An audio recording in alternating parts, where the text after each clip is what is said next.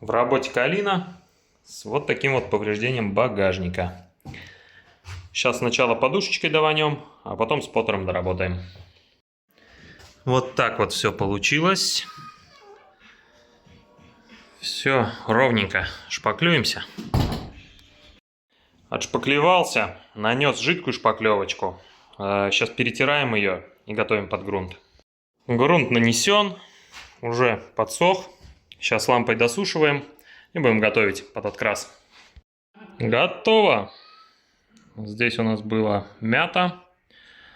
Все выровнено, ребрышко четенькое. Отдаем машину.